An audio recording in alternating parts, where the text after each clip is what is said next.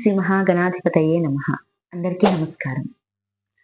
భాద్రపద మాసం శుక్లపక్ష చవితిని మనం వినాయక చవితిగా జరుపుకుంటాం. అయితే ఈ వినాయక చవితి సందర్భంగా గణపతి గురించి కొన్ని విషయాలు తెలుసుకుందాం.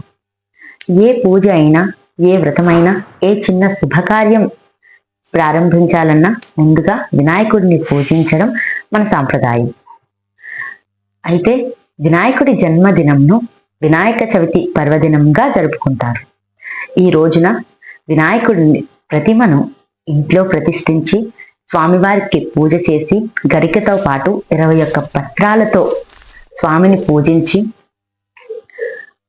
వ్రతకథ చెప్పుకొని మోదకములు, ఉండ్రాళ్ళు, ముఖ్యంగా దోసపండు, స్వామివారికి ఎంతో ప్రీతిపాత్రమైన నైవేద్యం దోసపండుని సమర్పించి ఇంటిల్లిపాది ఎంతో ఘనంగా ఈ పండుగను జరుపుకుంటారు.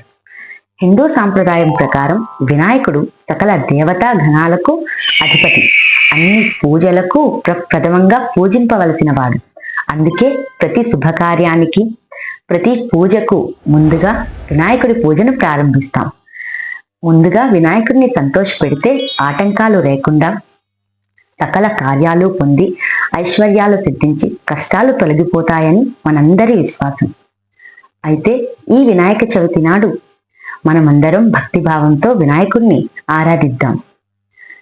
వినాయకుడిని ఆరాధించడం వల్ల స్వామివారు మనకి విజయాన్ని, విద్యని, జ్ఞానాన్ని ప్రసాదిస్తారు. ఓం శ్రీ మహాగణాధిపతయే నమః. జై శ్రీరామ్, జై హనుమాన్.